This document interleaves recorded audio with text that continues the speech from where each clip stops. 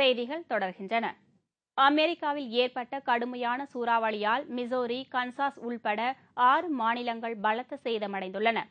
சூறாவளியால் அப்பகுதி அதிகம் பாதிக்கப்பட்டுள்ளதால் அங்கு மீட்பு பணிகள் நடைபெறுவதில் தாமதம் ஏற்பட்டுள்ளது. இந்த சூறாவளிக்கு 9 பேர் உயிரிழந்துள்ளனர்.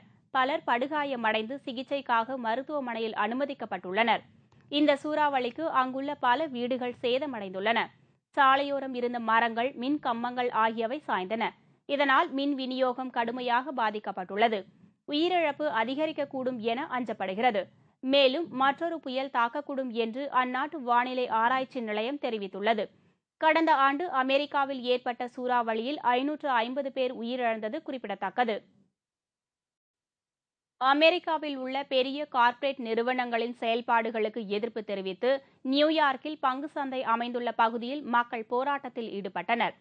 அமெரிக்காவில் பெரிய கார்ப்பரேட் நிறுவனங்களுக்கு அனுமதி அளிப்பதால் உள்நாட்டு உற்பத்தியாளர்கள் பாதிக்கப்படுவதாக அங்குள்ள மக்கள் குற்றம் சாட்டி பல்வேறு போராட்டங்கள் நடத்தி வருகின்றனர்.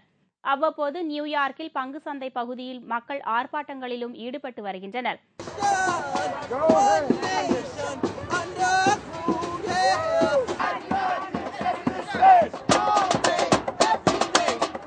I am not against corporations as an idea necessarily. I'm against corporate power and influence in Washington and this kind of undue balance of power. I think that with proper regulation and with proper structure, corporations are a worthwhile thing. I think they're. இந்நிலையில் அமெரிக்காவில் உள்ள corporate நிறுவனங்களின் செயல்பாடுகளுக்கு எதிர்ப்பு தெரிவித்து நியூயார்க்கில் பேரணியாக சென்ற போராட்டக்காரர்கள் கார்ப்பரேட் நிறுவனங்களின் அலுவலகங்கள் முன் ஆர்ப்பாட்டத்தில் ஈடுபட்டனர். வாஷிங்டனில் அதிகார மையமாக செயல்படும் கார்ப்பரேட் நிறுவனங்களை எதிர்க்கிறேன். இதனால் அதிகார சமநிலை பாதிக்கப்படுகிறது. எனவே அதை முறைப்படுத்த வேண்டும் என்று போராட்டத்தில் ஈடுபட்டவர்கள் தெரிவித்தனர்.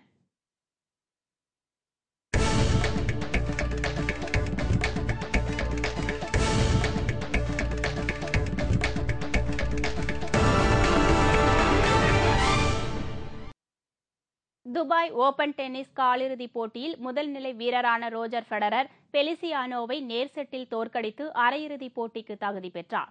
நேற்று நடைபெற்ற காலிறுதி ஆட்டத்தில் முதல் நிலை வீரரான ரோஜர் ஃபெடரர் மற்றும் பெலிசியானோ ஆகியோர் மோதினர். இந்த ஆட்டத்தில் 7-6, 6-3 என்ற நேர் செட்டில் பெலிசியானோவை ஃபெடரர் தோற்கடித்தார்.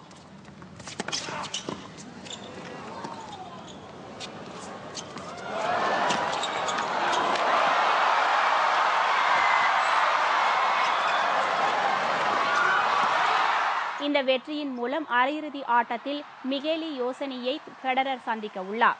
இதேபோன்று நோவாக் ஜோகோவிச் மற்றும் ஆண்டி முரே ஆகியோரும் காலிறுதிப் போட்டியில் வெற்றி பெற்றுள்ளனர். துபாய் ஓபன் டென்னிஸ் போட்டிகள் துபாயில் நடைபெற்று வருகின்றன. இதில் முன்னணி டென்னிஸ் வீரர்கள் பங்கேற்று விளையாடி வருகின்றனர்.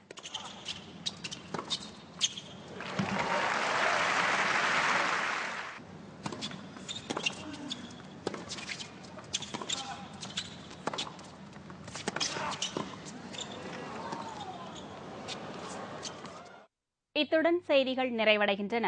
மீண்டும் தலைப்புச் செய்திகள் மாலை 6 மணிக்கு. வணக்கம்.